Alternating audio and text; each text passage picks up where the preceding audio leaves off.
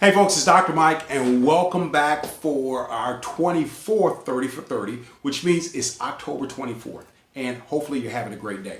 Now, we've already talked about with our MET client management system, we've talked about the initial contact, the initial session, and the assessment. Now remember, the initial session, when we say that, we're talking about the admin portion of that assessment initial session. We talked about the assessment yesterday, so today we're going to talk about the post-assessment component. So now you finish your assessment, now you're going to sit down afterward. Maybe it's that afternoon or immediately after you've done the assessment, later on that day, maybe the next day. But we need to just talk about what needs to be looked at and analyzed with that post-assessment segment.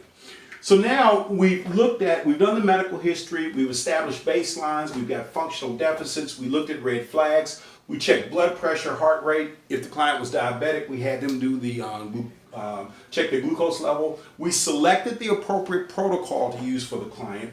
Now we've done all that in the assessment. Now we're going to move over to the post-assessment, and at this point now we need to select the functional outcome measure that we will use to determine if the exercise program is effective or not. Now, the functional outcome measure is a universally understood value, or measurement value, I should say, that doctors, therapists, chiropractors, as well as fitness and medical exercise professionals will understand, as well as insurance carriers. A classic example would be for the diabetic client would be, say, A1C.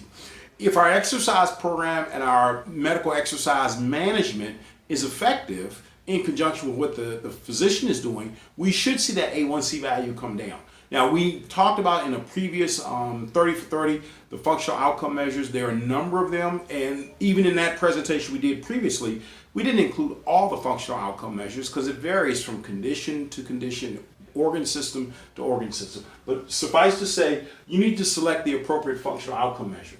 Along with that, now you're going to establish goals for the client. So you looked at the client's functional deficits, their baselines, you've selected a protocol, now you need to look at establishing goals. So now with short-term goals, or STG here, that would be a goal that would be something that the client could achieve within 30 days. The long-term goal would be something the client can achieve in 60 to 90 days. Now, here's the interesting point about goals. We're shooting for the 30-day goals, and once we reach those 30-day goals, now the long-term goals now become the 30-day goals. So literally what we're doing here, as we're kind of moving along, we're kind of leapfrogging to our short-term goals within 30 days. Then we leapfrog again, and our long-term goals now, that were 60 days, now move up and become the short-term goals. So you understand we're actually moving this client along, but remember the goals are based on the critical job demands or critical lifestyle demands for the client. Okay? So when we look at this, we're not just simply selecting goals out of the blue. We're looking at the client's job demands or lifestyle demands or sports related demands, and then we're saying, okay, based on these, this is what we're going to do with this client as far as establishing goals. Again, short-term goals are 30 days, long-term goals are 60 to 90 days.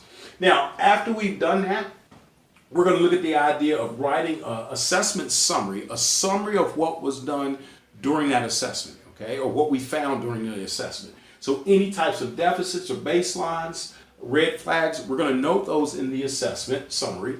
We're also going to develop the program, which we're going to include the program development in the assessment summary, basically just simply outlining what we're going to do as far as exercise, our focus on exercise, any limitations that we're going to have with exercise, so those types of things.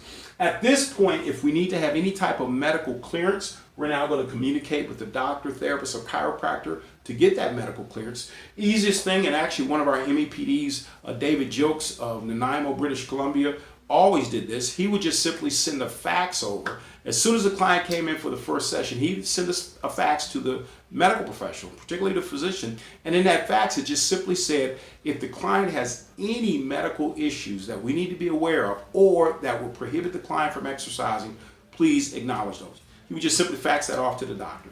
The doctor now could note on the fax and just send the fax back, or if there were no factors that prohibited the client from exercise, guess what? There was no fax that came back. All right. Now, once you've completed established the functional outcome measure you use, or multiple functional outcome measures, the goals, short-term and long-term, you've developed the program. If necessary, you get medical clearances. Now you're going to actually take that assessment summary and you're going to forward that over to the doctor, therapist, or chiropractor to basically say, here's what we found, here's what we're going to look at as far as the medical exercise training program, and basically you've given them a synopsis of what you found, what you're going to do, and the direction of the program. Please remember, folks, as the medical exercise specialist or the medical exercise expert, you're giving information to the doctor, therapist, or chiropractor that they don't know.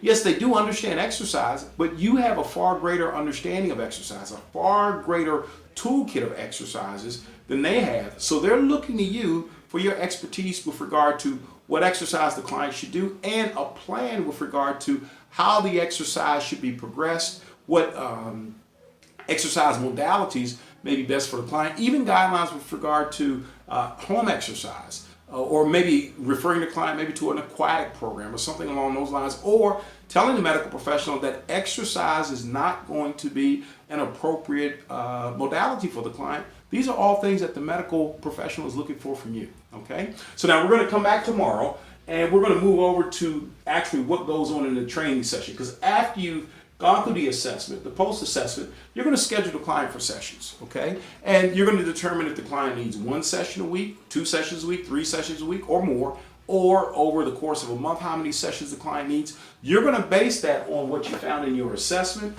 what you then reviewed as far as establishing goals based on the functional outcome measure, and the ultimate that we're working toward is to look at that functional outcome measure in 30, 60, 90 days and say that we've achieved the measure that we wanted, or we've either taken that functional outcome measure higher or lower, depending upon what the measure is and how it is appropriately measured with regard to showing an effective and successful program.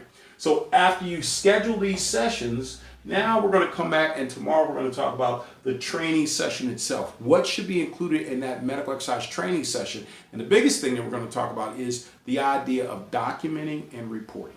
All right. So thanks for listening in. Again, please go over to MedX Pro 360 and get information on our community for medical exercise professionals. And guess what? We'll see you guys tomorrow. Thanks again, folks. Have a good day and a good evening.